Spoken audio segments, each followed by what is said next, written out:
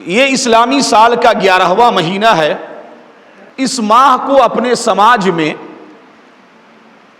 خالی کے مہینے سے یاد کرتے ہیں۔ عام طور پہ عورتیں ہماری بولتی ہیں کہ یہ خالی کا مہینہ ہے۔ یہ ہمارے سماج کی زبانیں ہیں، ان کے دیے گئے نام ہیں کہ خالی کے نام سے اس ماہ کو سماج کے اندر جانا اور پہچانا جاتا ہے۔ عربی کے اندر اسے ذوالقعدہ کہتے ہیں۔ اب اس کا نام ذوالقعدہ کیوں رکھا گیا؟ تو اس لیے کہ 12 مہینوں میں سے جو 4 مہینے اللہ کے نزدیک حرمت والے ہیں، عزت والے ہیں، عظمت والے ہیں، ان میں سے یہ پہلا مہینہ ہے۔ 4 ماہ میں سے پہلے 3 ماہ لگاتار ہیں، ذوالقعدہ ہے، ذوالحج شریف ہے اور محرم شریف، اور جو چوتھا مہینہ ہے وہ رجب شریف ہے جو شعبان سے پہلے آتا ہے۔ تو یہ 4 ماہ جو حرمت والے ہیں، اس ماہ میں چونکہ جنگ و جدال، قتل و قتال، عرب کے لوگ پرہیز کیا کرتے تھے جنگ و جدال سے اس ماہ مبارک میں، تو ان حرمت والے مہینوں میں سے پہلا مہینہ ہے یہ ذوالقعدہ۔ اور قعدہ کا معنی ہوتا ہے بیٹھنا، جیسے ہم اور آپ نماز میں بھی قعدہ کرتے ہیں نا، قعدہ اولا ہے، قعدہ اخیرہ ہے، تو پہلا قعدہ، دوسرا قعدہ، پہلی مرتبہ بیٹھے تو قعدہ اولا بولتے ہیں، دوسری مرتبہ بیٹھے تو قعدہ اخیرہ بولتے ہیں۔ تو قعدہ کا معنی ہے بیٹھنا۔ ذوالقعدہ کا مطلب ہوا عرب کی زبان میں، عربی زبان کے اندر، کہ وہ مہینہ جس میں عرب کے لوگ جنگ و جدال سے ہاتھ اٹھا لیتے تھے، بیٹھ جایا کرتے تھے کہ اب جنگ نہیں لڑنی، قتل و قتال کے اندر خود کو مشغول نہیں کرنا، ان تمام جنگ و جدال سے اور دنیاوی قتل و غارت گیری سے خود کو محفوظ رکھنا ہے اور گھروں میں بٹھائے رکھنا ہے۔ اور دوسری وجہ تسمیہ اس کی یہ بھی ہے کہ یہ مہینہ چونکہ حج کے 3 مہینوں میں سے ایک ہے۔ حج کے 3 مہینے، ایک تو شوال ہے، دوسرا یہ ذوالقعدہ ہے، اور تیسرا ذوالحج شریف ہے۔ تو عرب کے لوگ چونکہ حج کے لیے تیاریوں میں مصروف ہو جایا کرتے تھے، اس وجہ سے گھر میں وہ لوگ سارے کام کاج کو چھوڑ کر بیٹھ جاتے تھے اور صرف حج کے کام میں مشغول ہوتے تھے اور اپنے آپ کو مشغول رکھتے تھے۔ اس اعتبار سے بھی اس کو ذوالقعدہ کا مہینہ کہا جاتا ہے، بیٹھنے والا مہینہ۔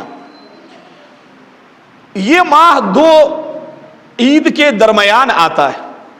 اس سے پہلے جو مہینہ گزرا ہے وہ شوال کا، جس میں ہم لوگوں کی چھوٹی عید ہوتی ہے، اور اس کے بعد کا جو مہینہ ہے ذوالحج شریف، اس میں بڑی عید ہوتی ہے۔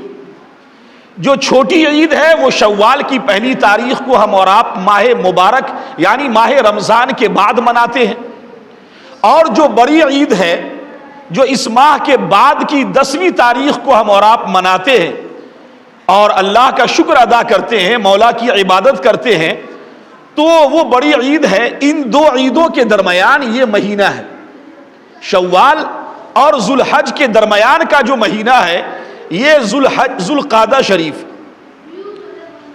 تو اس ماہ مبارک کی عظمت کو سمجھنا ہے، اور اس ماہ مبارک میں کون کون سے واقعات پیش آئے ہیں اس پر ذرا ہم نگاہ ڈال لیتے ہیں۔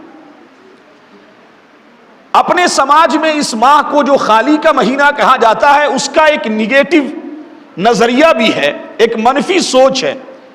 خالی کا مہینہ اس لیے لوگ کہتے ہیں کہ اس ماہ میں نکاح نہیں کرنا، شادی بیاہ نہیں کرنے، کیونکہ یہ ماہ برکتوں سے خالی ہے، اس لیے خالی کا مہینہ کہتے ہیں۔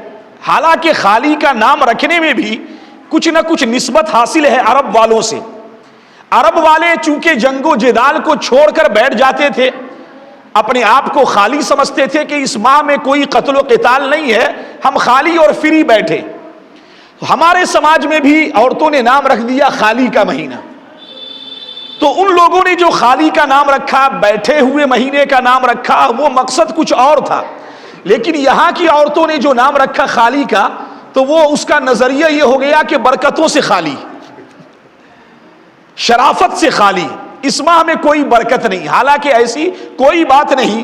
سارے ایام، سارے مہینے، سارے سال، ہر گھڑی، ہر لمحہ اللہ نے پیدا کیا ہے، اور اللہ نے اپنی پیدا کی ہوئی ہر گھڑی میں، ہر لمحے میں، ہر وقت میں برکتیں رکھی ہے، سعادتیں رکھی. تو یہ ماہ بھی تاریخ کے حوالے سے کس قدر عظیم ہے، آج کی گفتگو میں ذرا ہم یہ دیکھیں گے. درود پاک پڑھ لیں ایک مرتبہ. اللہم صلی علی سیدنا محمد وعلی آل سیدنا و مولانا محمد وبارک وسلم. صلاۃ و سلام علیک یا سیدی یا حبیبی یا رسول اللہ صلی اللہ تعالی علیہ وسلم. ایک بار پھر بتا دیں آپ کو کہ ہم اور آپ جس ماہ سے گزر رہے ہیں اور ایک ہفتے سے زائد اس ماہ کا سفر کر چکے ہیں، وہ ماہ ذوالقعدہ شریف ہے. بہت سارے لوگوں کو نام یاد نہیں رہتا. ذوالقعدہ شریف شوال اور ذوالحج شریف کے بیچ میں یہ مہینہ آتا ہے. گویا کہ دو عید کے درمیان یہ مہینہ ہے. تاریخ کا جب مطالعہ کرتے ہیں تو بڑے عظیم عظیم واقعے ہمیں نظر آتے ہیں جو اس ماہ مبارک میں رونما ہوئے، وجود میں آئے.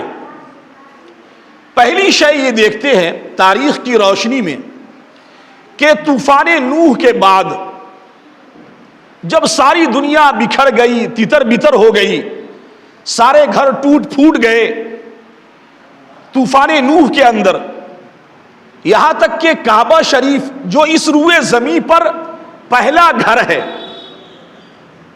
اس زمین کا پہلا گھر ہے جو اللہ کے حکم سے فرشتوں نے سب سے پہلے بنایا، پھر اس کے بعد فرشتوں کے بتانے کے مطابق حضرت آدم علیہ نبینا علیہ الصلوۃ والسلام نے اس کی تعمیر کی.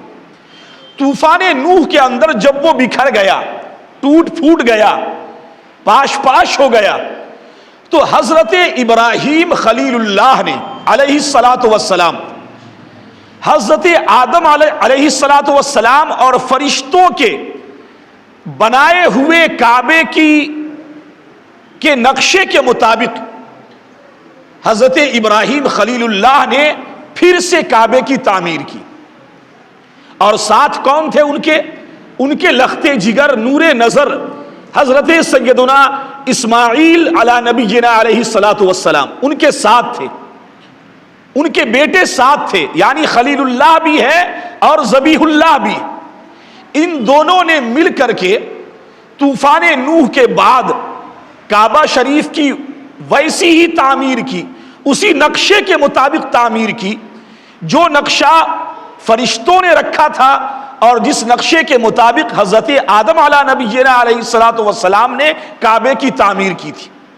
گویا کہ یہ مہینہ وہ مہینہ ہے جس ماہ میں طوفان نوح کے بعد کعبے کی تعمیر کی گئی، اس کی بنیاد رکھی گئی. اور بنیاد کس نے رکھی؟ حضرت ابراہیم خلیل اللہ نے علیہ الصلوۃ والسلام. قرآن کریم نے اس کا نقشہ کھینچا ہے. تاریخ کا مطالعہ کرتے ہیں تو پتہ چلتا ہے کہ حضرت موسیٰ علیہ الصلوۃ والسلام کو اللہ تعالیٰ نے جو تورات عطا کرنے کے لیے 30 دن کے وعدے کے مطابق اپنے پاس بلایا ایک مقام خاص پہ جس کو طور سینا بولتے، پھر 10 دن کا اور اضافہ کیا تو 40 رات مکمل کی، تو وہ ماہ بھی یہی مہینہ ہے ذوالقعدہ شریف. پہلے اللہ تعالیٰ نے 30 دن کا وعدہ لیا، پھر 10 اور بڑھائے، یعنی ذوالحج شریف کا 10 دن لیا، تو 30 اور 10 40 ہو گئے.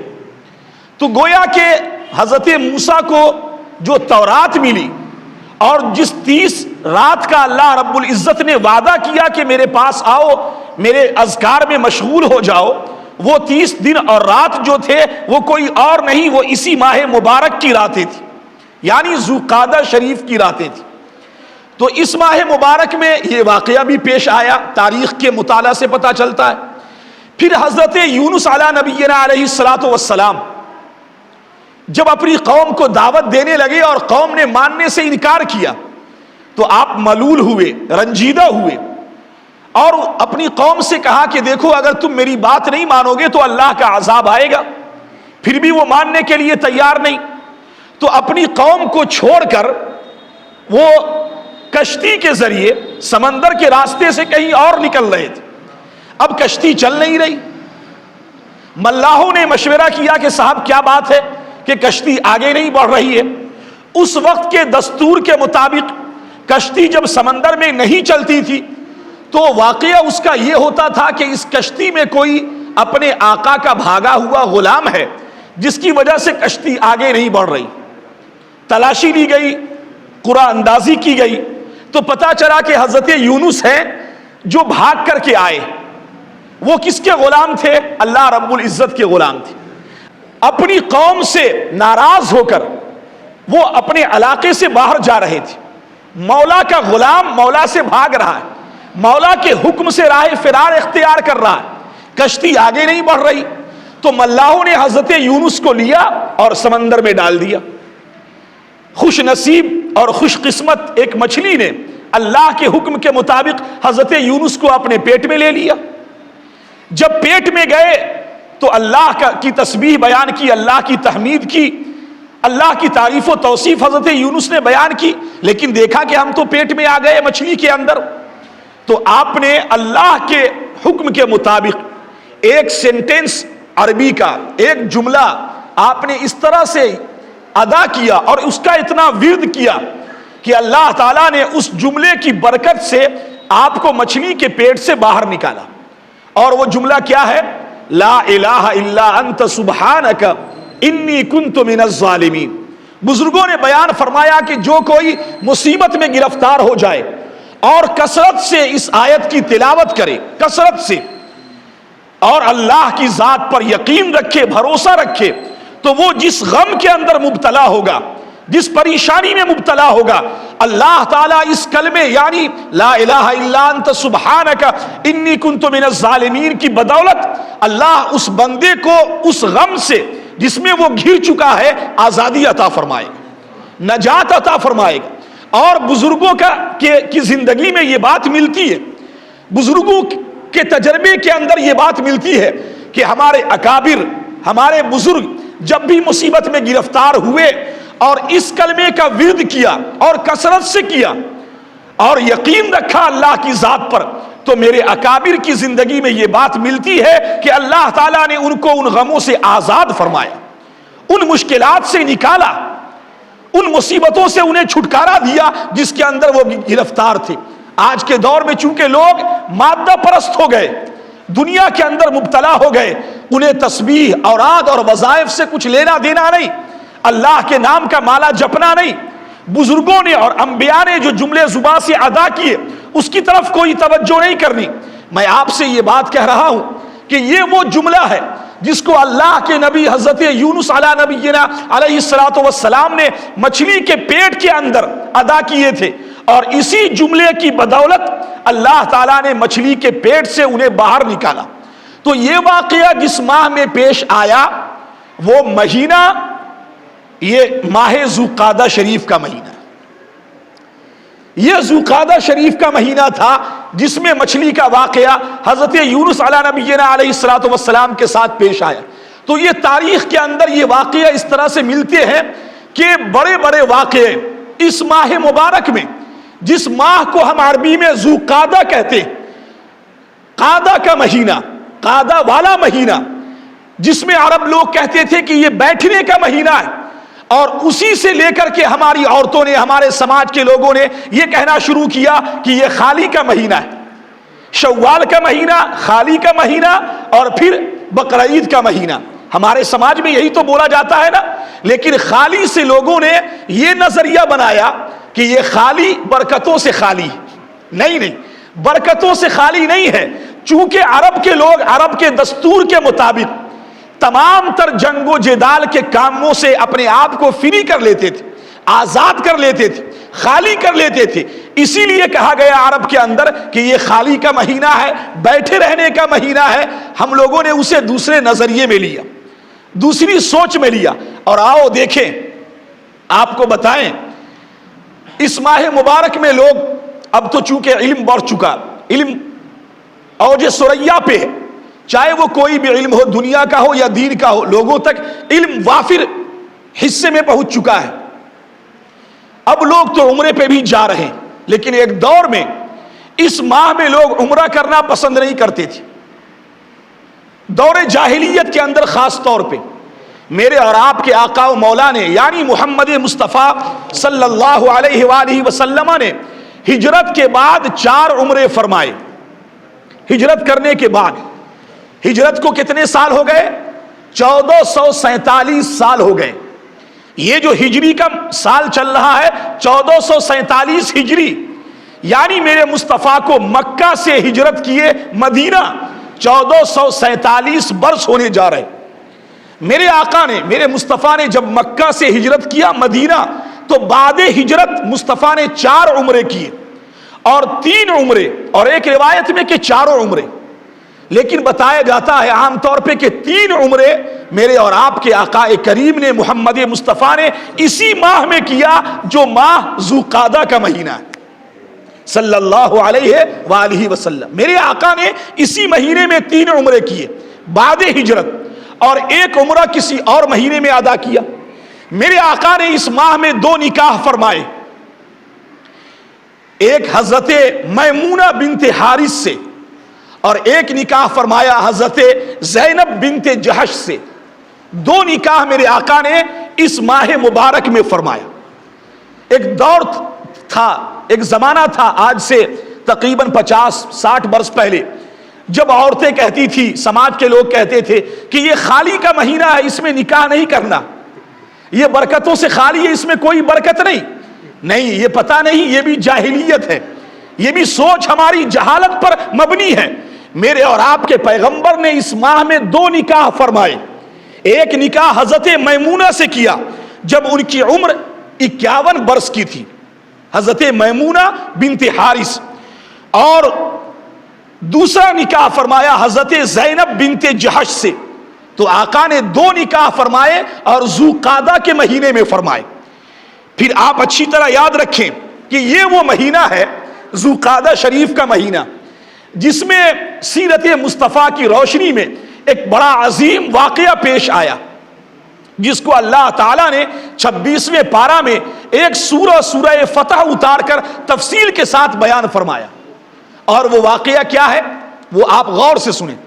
تھوڑی دیر میں واقعہ کو بیان کروں گا تاکہ آپ کو سیرت کے حوالے سے کچھ معلوم ہو جائے، اور اس ماہ کے حوالے سے بھی کچھ معلوم ہو کہ یہ ماہ کس قدر عظمت کا حامل ہے. ذوالقعدہ شریف، رسول اکرم صلی اللہ علیہ وسلم نے خواب دیکھا. اس خواب کو اللہ نے مقدس کلام کے اندر بیان فرمایا. میرے آقا نے خواب دیکھا مدینے کے اندر کہ ہم کعبہ کا طواف کر رہے، مکے کے اندر داخل ہوئے امن کے ساتھ. میرے ساتھ میرے چند اصحاب ہیں، ہم نے بال کٹوائے ہیں، قربانی کیا ہے، عمرہ ادا کر رہے، امن کے ساتھ مکے میں داخل ہوئے. یہ خواب مصطفیٰ نے دیکھا، میرے اور آپ کے پیغمبر نے دیکھا. کہاں دیکھا؟ مدینہ شریف کے اندر دیکھا. صبح ہوئی تو صحابہ سے بیان کیا کہ دیکھو میں نے ایک خواب دیکھا ہے کہ ہم تم میں سے چند لوگوں کے ساتھ مکہ میں ہم نے دخول کیا ہے، مکہ میں داخل ہوئے عمرہ کی نیت سے، اور بڑے امن کے ساتھ داخل ہوئے. اور امن کا لفظ کیوں بولا جا رہا ہے؟ اس لیے کہ عرب کے لوگ، خاص طور پہ قریش مکہ، مصطفیٰ کے دشمن تھے، اسلام کے دشمن تھے، میرے پیغمبر کے صحابہ کے دشمن تھے، مومنوں کے دشمن تھے. تو ہم جو مکہ میں داخل ہو رہے ہیں امن کے ساتھ داخل ہو رہے ہیں، کوئی قتل و قتال نہیں، کوئی جھگڑا نہیں، کوئی تناؤ نہیں، کوئی آپس میں کوئی چپقلش نہیں، بڑے امن کے ساتھ داخل ہو رہے ہیں. صحابہ خوش ہوئے کہ یا رسول اللہ، کیا واقعی ہم لوگ مکے میں داخل ہوں گے؟ یہ کون سی ہجری تھی؟ ہجرت کا 6واں سال ہے. یہ ہجرت کا چھٹا سال ہے، یعنی جو لوگ مکہ سے ہجرت کر کے مدینہ چلے گئے تھے 6 سال ہو گئے تھے ان کو اپنا گھر دیکھے ہوئے، اپنا وہ وطن دیکھے ہوئے جس کو وہ چھوڑ کر مدینہ گئے تھے، کعبہ کو دیکھے ہوئے 6 سال ہو گئے تھے، طواف نہیں کر پا رہے تھے، حجر اسود کا بوسہ نہیں لے پا رہے تھے، صفا اور مروہ کے درمیان دوڑ نہیں پا رہے تھے، سعی نہیں کر پا رہے تھے۔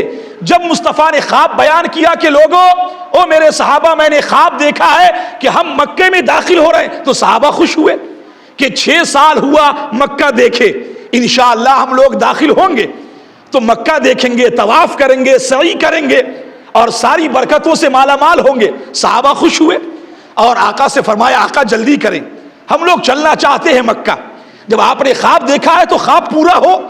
آقا نے فرمایا ٹھیک ہے، اپنے صحابہ کو لیا اور مدینہ سے چلے۔ کتنے صحابہ ساتھ تھے؟ تقریباً 1400 صحابہ میں مصطفیٰ کے ہم سفر ہوئے، ہم رکاب ہوئے اور ساتھ چل رہے ہیں۔ اب 1400 لوگوں کی جماعت ہے، مصطفیٰ کی جلوہ گری ہے اور وہ قافلہ مکہ کی طرف بڑھ رہا ہے۔ اور مصطفیٰ نے جب مدینے سے سفر کیا تو آقا نے دعا فرمائی۔ ہم لوگ سفر کرتے ہیں تو یوں ہی چلے جاتے، میرے مصطفیٰ نے دعا کی پروردگار مدینہ چھوڑ رہے ہیں اور یہ سفر کر رہے ہیں تیری حفاظت میں، ہم اپنے بال بچوں کو لوٹ کر آنے میں یہ خبر نہ سننے کو ملے کہ میرے بال بچے برباد ہو گئے، میرا گھر بار لوٹ لیا گیا، یہ خبر سننے کو نہ ملے۔ اے پروردگار، ہم اپنے اہل و عیال کو اور تمام مدینے کے لوگوں کو اس سفر کے موقع پر میں تیرے امان میں چھوڑتا ہوں، تیری حفاظت میں دیتا ہوں۔ یہ مصطفیٰ نے دعا فرمائی۔ پتہ یہ چلا کہ جب بھی سفر کرو اور اپنے گھر کو چھوڑ کر کہیں جانے لگو تو تم یہ گھر سے نکلتے وقت دل میں یا زبان سے تم کہتے چلو پروردگار جا تو رہے سفر پہ، میں اپنے گھر والوں کو، اپنے ماں باپ کو، اپنے بال بچوں کو، اپنے خاندان کے لوگوں کو تیری حفاظت میں چھوڑ رہا ہوں۔ کبھی چھوڑتے آپ مجھ سے پوچھیں گے تو الحمدللہ جب میں گھر سے نکلتا ہوں تو میں یہ دعا کرتا ہوا نکلتا ہوں، اور اگر کبھی بھول گیا دروازے پہ تو جب راستے میں آیا تو پھر دعا کی۔ اور یہ اللہ سے کہتے ہیں کہ گھر سے جا رہے پتہ نہیں 1 ہفتے کے بعد گھر جائیں گے، میرے بال بچے، میری بیوی، میرے ماں باپ، میرے والدین، میرے رشتہ دار، پروردگار سب کو تیرے امان میں دیا، تیری حفاظت میں دیا۔ یہ سنت مصطفیٰ ہے۔ آپ لوگ بھی جب کبھی سفر کیا کریں، کہیں جایا کریں تو گھر سے نکلنے لگے تو دل سے یہ کہہ دیں اپنے گھر والوں کو اللہ کے امان میں دے دیں۔ طوفان آئے، آندھی آئے، آگ لگی ہو، کچھ بھی ہو، جو شے اللہ کے امان میں چلی جاتی اللہ اس کی حفاظت فرماتا، وہ برباد نہیں ہوگی، وہ شے وہ ضائع نہیں ہوگی۔ مصطفیٰ نے اللہ کے امان میں اپنے گھر والوں کو سپرد کیا اور مدینہ سے کوچ کیے، قائم مقام بنایا حضرت عبداللہ ابن ام مکتوم کو۔ یہ تفصیلی واقعہ ہے، میں بتانا، میں اس طرف جانا نہیں چاہتا۔ ایک صحابی رسول عبداللہ ابن ام مکتوم، نابینا صحابی، رسول اللہ نے اپنا قائم مقام بنایا انہیں کہ میرے یہاں سے سفر کرنے کے بعد مدینے کی تمام تر ذمہ داری عبداللہ ابن ام مکتوم کے سپرد ہے جو نابینا ہے۔ آج کے دور میں لوگ کیا کہیں گے؟ آج کے دور میں لوگ، کوئی نابینا ہے، اپاہج ہے، کمزور ہے، یہ کیا کرے گا؟ میرے مصطفیٰ نے سب کو عزت عطا فرمائی، لوگ کیا جانے گئے؟ اے لوگوں، اپاہجو، کمزورو، مزدورو، عورتوں اور ضعیفو، بے سہارو، تمہیں کیا پتا کہ مصطفیٰ کریم نے تمہیں کیا کیا مقام عطا کیا ہے؟ جس اندھے کو سماج میں کوئی پوچھتا نہ تھا، آقا نے اپنا نائب بنا کر مدینہ سے سفر کیا ہے، اپنی جگہ کھڑا کیا ہے، عورتوں کو مصطفیٰ نے عزت عطا کی ہے۔ جب میرے مصطفیٰ مدینہ سے چلے اور سفر کر رہے ہیں، یہاں قریش والوں کو پتا چلا، قریش مکہ کو، کہ صاحب محمد آ رہے ہیں اور ان کے ساتھ بہت سارے اصحاب ہیں ان کے، تو گویا کہ وہ جنگ کے لیے آ رہے ہیں، قتل و قتال کے لیے آ رہے ہیں۔ تو ان لوگوں نے، معلوم ہے آپ کو، 8000 کا لشکر مکہ کی الگ الگ وادیوں کے اس کی سرحد پہ کھڑا کر دیا۔ کسی بھی حال میں محمد کو مکے میں داخل نہیں ہونے دیں گے، کسی بھی حال میں نہیں، مکے میں آنے نہیں دیں گے۔ یہ پورا ایک تفصیلی واقعہ ہے، میں کیا کیا کس کس موضوع کو چھیڑوں اور کون کون سی بات کروں۔ جب میرے آقا کو پتا چلا کہ قریش کے لوگوں نے ہر سرحد پہ اپنے لوگوں کو کھڑا کر رکھا ہے، تو میرے آقا نے راستہ بدلا کہ کوئی ہے جو مجھے راستہ بتائے، ایسا شارٹ کٹ راستہ جو مجھے کعبہ تک پہنچائے۔ ایک صحابی کھڑے ہوئے، ہاں یا رسول اللہ ہم جانتے ہیں وہ راستہ، آپ میرے ساتھ چلیے۔ آگے آگے صحابی ہیں اور پوری جماعت چل رہی۔ کوچ کرتے کرتے ایک مقام پہ آئے۔ وہ مقام کون سا ہے؟ وہ مقام ہے حدیبیہ کا مقام۔ وہاں پہ ایک کنواں تھا، اس کا نام تھا حدیبیہ۔ سنو غور سے پیارے مصطفیٰ کی شان اور اس ماہ کی برکت، سمجھو ذو قعدہ کے مہینے کی برکت اور عظمت کیا ہے۔ مصطفیٰ جب چلے ہیں تو یہ مہینہ سن 6 ہجری، 6 سال ہو گیا مسلمانوں نے اپنا گھر نہیں دیکھا، اپنے وطن اصلی کو نہیں دیکھا، کعبہ کا دیدار نہیں کیا۔ اب کتنے مست ہوں گے، الست ہوں گے، جھومتے ہوں گے کہ ہم اپنے وطن جا رہے ہیں۔ اور مصطفیٰ چلے ہیں جب وہاں سے مدینہ سے، تو یہی مہینہ ہے، یہ ذو قعدہ کا مہینہ، مصطفیٰ مدینہ سے سفر کر رہے ہیں مکہ کی طرف۔ حدیبیہ کے مقام پہ آئے تو آقا کی اونٹنی جس کا نام تھا قصوا، وہ بیٹھ گئی اپنے آپ، بٹھایا نہیں، بیٹھ گئی۔ مصطفیٰ اٹھا رہے، اٹھ نہیں رہی۔ 2-3 صحابہ آئے، اٹھانا چاہا، اٹھ نہیں رہی۔ تو میرے آقا نے فرمایا چھوڑ دو میرے صحابہ، میری اس اونٹنی قصوا جس کا نام تھا، اس کو اسی رب نے بٹھایا ہے جس رب نے ہاتھی والوں کو روکا تھا کعبہ پہ حملہ کرنے سے۔ میرے رب نے بٹھایا ہے، یہ اب تمہارے اٹھانے سے نہیں اٹھے گی، اللہ نے اس کو بٹھایا ہے، اور کوئی مصلحت ہے، کوئی حکمت ہے، کچھ ہونے والا ہے، کوئی واقعہ پیش آنے والا ہے، یہ اونٹنی اٹھنے والی نہیں۔ آقا نے پڑاؤ ڈالا، سارے لوگوں نے پڑاؤ ڈالا، خیمہ نصب کیا گیا، سب لوگ اپنے خیمے میں۔ آپ کو پتا ہے وہاں قریش کے لوگ چھٹ پٹا رہے ہر سرحد پہ، اور وہ وقت کا جری اور بہادر جس کو دنیا خالد ابن ولید کہتی، جس نے اپنی زندگی میں کوئی جنگ نہیں ہاری، جس کو مصطفیٰ نے کہا یہ اللہ کا شیر ہے، یہ اللہ کی تلواروں میں سے ایک تلوار ہے۔ ایمان لانے کے بعد مصطفیٰ نے لقب دیا کہ خالد سیف من سیوف اللہ، اللہ کی تلواروں میں سے ایک تلوار ہے۔ یہ جس طرف رخ کرتا ہے وہاں کھیڑے ککری کی طرح دشمنوں پہ حملہ کرتا ہے، کاٹتا ہوا چلا جاتا ہے۔ اس نے اپنی زندگی میں کوئی جنگ نہیں ہاری، وہ 200 نوجوانوں کا دستہ لے کر ہر سرحد پہ دوڑ رہے تھے۔ تو خالد ابن ولید دوڑ رہے ہیں، کبھی اس سرحد پہ کبھی اس سرحد پہ، مکہ کی تمام سرحدوں پہ، اور 8000 وہ لشکر جو کھڑا ہے سب کی نگہبانی کر رہے ہیں۔ خالد ابن ولید ایک جری لیڈر اور ایک بہادر لیڈر اپنی قوم کا۔ مصطفیٰ کو خبر پہنچی کہ یہ لوگ مکے میں داخل نہیں ہونے دیں گے۔ اچھا صاحب، عرب والوں نے بھیجا کس کو؟ ایک شخص کو جس کا نام تھا عروہ۔ عروہ آئے تو دیکھے، مصطفیٰ کو دیکھا، عروہ ابن مسعود الثقفی بارگاہ رسول میں حاضر ہوئے۔ تو اس نے کہا اے محمد، کیا ارادہ ہے تمہارا؟ کیا تم جنگ کرنے آئے ہو؟ کیا تمہیں پتا نہیں یہ سب اپنے کنبے قبیلے کے لوگ ہیں؟ اگر یہ تم پر غالب آ گئے تو سب مارے جاؤ گے۔ اور اے محمد، یہ جو تمہارے ساتھ 1400 لوگ دیہاتی لوگ ہیں، دیہاتی بدو، یہ تمہارا ساتھ نہیں دینے والے، سب چھوڑ کے بھاگ جائیں گے، تم کن کے چکر میں ہو؟ عروہ نے یہ جملہ ادا کیا تھا کہ حضرت ابو بکر کے ایمان کے اندر ایک گرمی، ایک تپش آئی۔ حضرت ابو بکر آگے بڑھے اور گالی دی عروہ ابن مسعود کو، فرمایا ظالم، تو کیا سمجھتا ہے کہ میں موسیٰ کی قوم کی طرح ہم لوگ ہیں؟ جس طرح موسیٰ کی قوم نے اپنے پیغمبر، وقت کے پیغمبر موسیٰ سے کہا تھا کہ تم جانو تمہارا خدا جانے، اور موسیٰ کو چھوڑ کر ان کی فوج چلی گئی، کیا تم نے محمد کے صحابہ کو موسیٰ کے صحابہ کی طرح سمجھا ہے؟ ارے ہم مر جائیں گے، کٹ جائیں گے، محمد کا ساتھ کبھی نہیں چھوڑیں گے۔ تم کیا سوچتے ہو ہم چھوڑ دیں گے؟ اور ایک سخت لہجہ تھا صدیق اکبر کا۔ جب انہوں نے دیکھا، عروہ نے دیکھا، تو پوچھا کہ محمد کون ہے یہ؟ کہا پہچانا نہیں؟ 6 سال ہوئے، یہ ابو بکر ابن قحافہ ہے۔ تو عروہ ہنسنے لگا۔ اس کے بعد ہنسنے کے بعد عرب کے دستور کے مطابق آگے بڑھا اور پیار سے مصطفیٰ کی داڑھی میں ہاتھ پھیرتا، کبھی ایسے کبھی ایسے، اور منت سماجت کرتا۔ محمد مان جاؤ، آگے مت بڑھو۔ میرے مصطفیٰ کہتے ارے میں جنگ کے لیے نہیں آیا، میں نے ایک خواب دیکھا ہے، اس خواب کی تکمیل ہونی ہے، میں تو عمرہ کے لیے آیا ہوں، طواف کروں گا، سعی کروں گا، حلق کراؤں گا، جانور ذبح کروں گا قربانی کا، میں لوٹ جاؤں گا، میں کوئی جنگ کے لیے تھوڑے آیا۔ دیکھو میرے پاس کوئی اسلحہ نہیں، کوئی ہتھیار نہیں، لیکن وہ ماننے کو تیار نہیں، وہ پیار سے کبھی ادھر ہاتھ پھیرتا کبھی ادھر، ایسے ہی ہاتھ پھیر۔ اب سوچو ذرا، لوگ یہاں ہوتے ہیں، امام صاحب ہیں تو ان کے کندھے پہ ہاتھ ڈال دیتے، یہ بے ادبی ہے۔ کوئی بڑا ہے، بڑا بھائی ہے، چھوٹا بھائی ہاتھ ڈال دیتا نہیں، بڑے بھائی کا ادب یہ ہے کہ چھوٹا بھائی کاندھے پہ ہاتھ نہیں ڈالے گا۔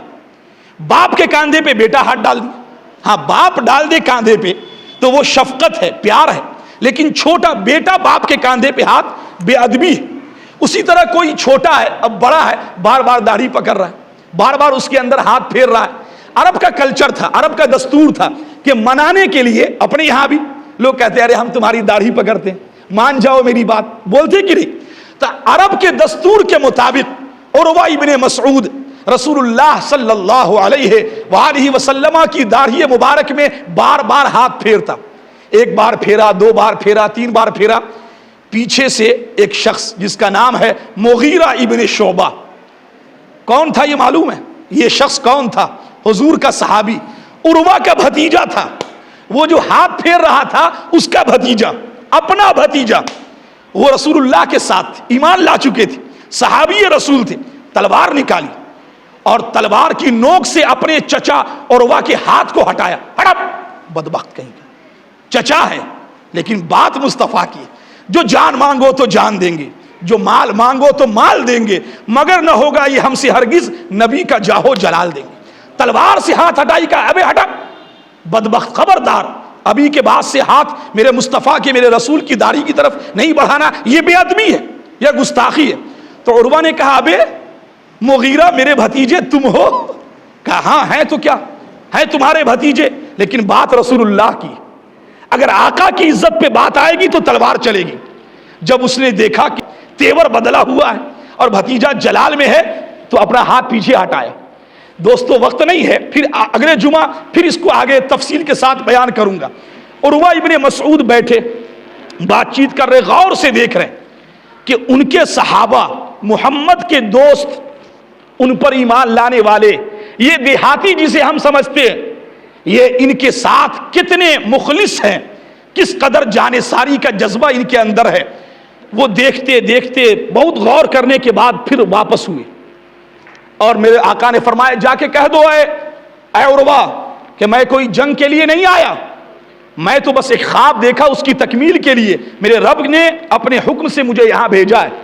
عروہ جب پہنچے مکہ، قریش مکہ نے کہا کہ ارے کہاں گئے تھے، کیا سب ہوا؟ محمد کو سمجھائے کہ 8000 ہر سرحد پہ کھڑے کیے ہوئے ہیں نوجوان، اور خالد ابن ولید جو قوم کا لیڈر، جری اور بہادر ہے، 200 لوگوں کا دستہ لے کر کبھی اس سرحد کبھی اس سرحد، تلوار سب کی باہر ہے، خیریت نہیں۔ تو کیا کہا عروہ نے معلوم ہے؟ عروہ نے کہا کہ اے قریش مکہ، رئیس مکہ، سردار مکہ، بیٹھو بیٹھو، تیور تھوڑا نیچے کرو۔ تم کیا سمجھتے ہو محمد کو؟ ان کے ساتھ کے لوگ، ان کے دوست احباب غریب ہیں تو تم کیا سمجھتے ہو کہ مسل دیں گے؟ سنو غور سے جو میں کہہ رہا ہوں۔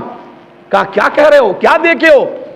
کہا میں وہاں ٹھہرا رہا، میں سفیر بن کر، قاصد بن کر، ایمبیسڈر بن کر قیصر کے دربار میں بھی گیا، کسرا ایران کے بادشاہ کے دربار میں بھی گیا، ان کا جاہو جلال دیکھا، ان کا محل دیکھا، ان کا کھانا پینا دیکھا، لیکن کسی بھی بادشاہ کے صحابی کو، دوست کو، سپاہیوں کو، ان کے چاہنے والوں کو ویسا نہیں دیکھا جیسا محمد کے چاہنے والوں کو محمد کے ساتھ دیکھا صلی اللہ علیہ۔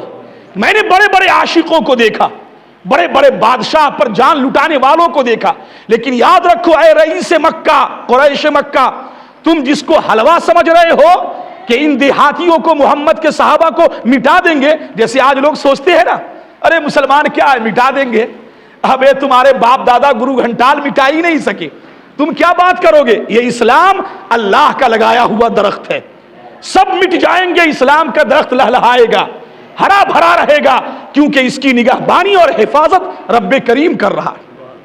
اللہ رب العزت فرما رہا ہے، عروہ نے کہا اے رئیس مکہ، میں بڑے بڑے بادشاہوں کے دربار میں گیا لیکن وہ عقیدت، وہ جوش، وہ ولولہ، وہ تیور نہیں دیکھا جو محمد کے صحابہ کا۔ کیا دیکھا؟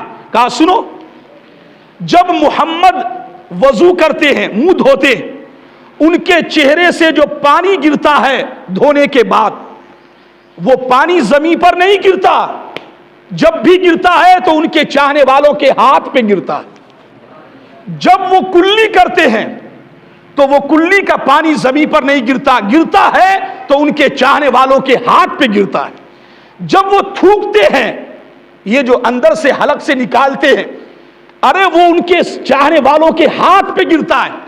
کوئی لے کر اسے ہاتھ پہ مل رہا ہے، کوئی چہرے پہ مل رہا ہے، کوئی جسم پہ مل رہا ہے۔ بخاری کی حدیث پاک، ما تنخم نخامۃ الا وقعت فی کف رجل منہم فدلک علی وجہہ وجلدہ۔ اے لوگوں یاد رکھو، محمد جب تھوکتے ہیں تو ان کا تھوک کسی نہ کسی کے ہاتھ پہ گرتا ہے، وہ لپکتے ہیں لینے کے لیے، ایک دوسرے پہ سبقت لے جاتے ہیں، مار کرتے ہیں، ہم لیں گے تو ہم لیں گے، اور کوئی چہرے پہ لگاتا، کوئی جلد پہ لگاتا ہے۔ اے رئیس مکہ، جو قوم اپنے پیغمبر کے چہرے کا پانی زمین پر گرنے نہیں دیتی، وہ قوم گوارا کرے گی کہ اس کے پیغمبر کا خون زمین پر گرے؟ کاٹ دے گی تمہیں، یاد رکھو۔ اتنا جوش ہے ان کے اندر، ایمان کی اتنی گرمی ہے۔ اگر تم بھلا چاہتے ہو تو ان کو اپنے حال پر چھوڑو، ان کو چھوڑو جس حال پہ ہے وہ۔ دوستو بتانا کیا ہے، اس واقعہ کے اندر کیا پیش آیا؟ یہ واقعہ کس ماہ میں پیش آ رہا ہے؟ ذوالقعدہ میں۔ سال کون سا ہے ہجرت کا؟ 6واں سال۔ 6 سال ہوئے مسلمانوں کو کعبہ دیکھے، کیا جوش ہوگا، کیا جنون ہوگا۔ تو یہ ماہ مبارک وہ ہے جس میں یہ واقعہ پیش آ رہا۔ انشاءاللہ تعالی اگلے جمعہ کو تاریخ کا یہ واقعہ اور آگے بڑھا کر آپ کو حدیبیہ کی صلح تک لے جائیں گے اور بتائیں گے حدیبیہ کی صلح میں اللہ تعالیٰ نے مومنوں کو کیا فتح عظیم عطا فرمائی اور کیسا واقعہ پیش آیا ہے، اور کیا کیا اس سفر کے دوران رونما ہوا ہے، اور ہم سب کے لیے کیا کیا سبق ہے اس کے اندر، انشاءاللہ اگلے جمعہ کو بیان کریں گے۔ بتانا یہ تھا کہ یہ جو ماہ مبارک ہے، ذوالقعدہ کا مہینہ جو شوال کے بعد ہے اور ذوالحج سے پہلے یعنی بقرعید سے پہلے، دونوں ماہ کے درمیان میں ہے، یہ برکت سے خالی نہیں ہے، یہ برکتوں سے بھرا مہینہ ہے۔ اس میں اللہ نے عظمت رکھی، عزت رکھی، حرمت رکھی ہے۔ اس میں جو دعائیں کی جاتی ہے اللہ تعالیٰ اسے قبول فرماتا ہے، عبادت کا ثواب بڑھا کر کے دیتا ہے۔ تم میں سے اور ہم میں سے جو کوئی اس ماہ کی عزت کرے، قدر کرے، اللہ تعالیٰ اسے عزت عطا فرماتا ہے۔ یہ ذوالقعدہ کا مہینہ ہے، اللہ سلامت رکھے۔ ہم اور آپ اس ماہ سے سفر کر رہے ہیں، پھر اگلے جمعہ اس پر خطاب کروں گا۔ وما علینا الا البلاغ۔ السلام علیکم ورحمۃ اللہ۔